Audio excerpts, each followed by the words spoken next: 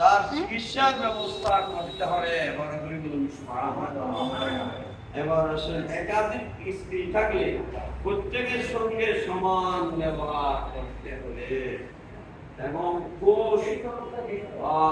পোষণ, পোশাক পরিচয়, আচার আচরণ, ব্যবহার আদি ইত্যাদি সমতার প্রতি পূর্ণ খেয়াল রাখতে হবে। সমানভাবে রাত দাফন পালা বন্টন করতে হবে। বড় করে বলুন সুবহানাল্লাহ। এবার সেই আলোচনা থেকে আমরা যাতে কিছু নিয়ামত হাসিল করতে পারি সেই তৌফিক দান করুন। তোমার স্ত্রীর কর্তব্য কি? পবিত্র কোরআন শরীফে আল্লাহ তাআলা ইরশাদ করলেন, আর-রিজালু কাওয়ামুনা আলান নিসাই বিমা ফাদলুল্লাহি বা'দাহুম আলা বা'দিন ওয়া বিমা আনফাকু মিন আমওয়ালিহিম। আল্লাহ তাআলা ইরশাদ করেন, পুরুষগণ নারীগণের উপর এই জন্য কর্তৃত্বের অধিকারী যে আল্লাহ তাআলা তাদের এককে পুরুষকে অন্যের নারীর উপর শ্রেষ্ঠত্ব দান করেছেন। সুবহানাল্লাহ। পুরুষকে মনে করেন, একজন পুরুষকে পুলিশ মনে করেন, আর একজন নারীকে তরবারি মনে করেন, একজন নারীর জন্য একজন পুরুষ মনে করেন। এইভাবে দায়িত্ব নিজে খেয়াল রাখতে হবে। নারীরা বুঝে নিতে হবে, আমার যে স্বামী, এটা আমার পরিচালনার বরং পোষণের সবকিছু দায়িত্বকে স্বামীর উপর সেইভাবে স্বামীকে প্রাধান্য দিতে হবে।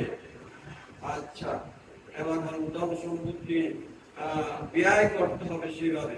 পবিত্র হাদিস শরীফে হুজুর করিম সাল্লাল্লাহু আলাইহি ওয়াসাল্লাম ইরশাদ করেছেন, লাউ কুনতু আমরু আহাদান আন ইয়াসজুদা লিআহাদিন লা'মারতুল মারআতা আন তাসজুদা লিজাওজিহা। যদি আমি কাউকে সিজদা করার জন্য আদেশ দিতাম, তাহলে নিশ্চয় স্ত্রীকে হুকুম করতাম সে যেন তার স্বামীকে সিজদা করে। কাউকেও সিজদা করার জন্য অনুমতি দিতাম, তাহলে স্ত্রীকে বলতাম স্বামীকে কি করো, সিজদা করো। উল্লেখিত আয়াত শরীফে, হাদিস শরীফ হতে বোঝা যায় যে স্বামীর মর্যাদা স্ত্রীর নিকট অন্য সব মানবের ঊর্ধ্বে। বড় করে বলুন সুবহানাল্লাহ। একজন স্বামী তরে গিয়ে যদি বকাবকি এমন বিশ্রী শব্দ ব্যবহার করে, এটা কোনো ন্যায়সঙ্গত নয়।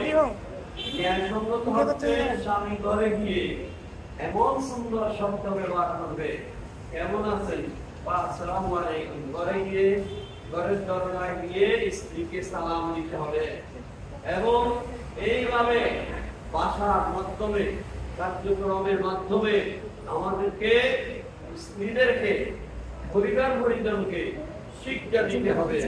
পবিত্র কোরআন শরীফে আল্লাহ তাবারক ওয়া তাআলা ইরশাদ করেন, ওয়াশিরুহুন্না বিল মা'রুফ।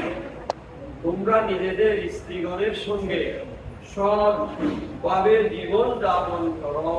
সুবহানাল্লাহ। পবিত্র হাদিসে পাকে আমার নবী সাল্লাল্লাহু আলাইহি ওয়াসাল্লাম ইরশাদ ফরমান, খায়রুকুম লিআহলিহি ওয়া আনা খায়রুকুম লিআহলি। সুবহানাল্লাহ।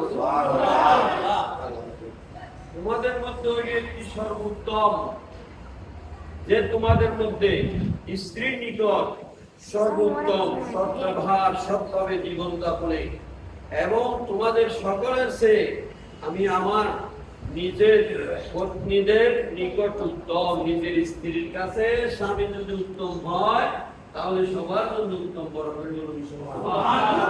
নিজের স্বামীর কাছে নিজের স্ত্রী উত্তম হলে এটা হবে যে শ্রেষ্ঠ উত্তম। উল্লেখিত আয়াত শরীফ ও হাদিস শরীফ হতে এই কথা বোঝা যায় যে স্বামী তার স্ত্রীর প্রতি সদ্ব্যবহার করবে, সুবহানাল্লাহ, এবং তার সাথে আন্তরিক ভালোবাসার সাথে কি করবে, জীবন যাপন করবে। স্ত্রী যদি কোনো দুষ্কর্মী করে থাকে তবে তার সংশোধনের মানসিকতা নিয়ে ক্ষমা করে দেবে। স্ত্রীকে আবার এলো যে বকাবকি করতে করতে একদম মাফ করে দেওয়ার কোনো ভাবধারা অন্তরে নাই, এটা হবে না। আমার নবীর শিক্ষা হলো তুমি তোমার স্ত্রী কোন একটা ছোটখাটো ভুল করেছে, মাফ যোগ্য, ক্ষমা যোগ্য, তুমি কি করো এটা ক্ষমা করে দাও। সুবহানাল্লাহ।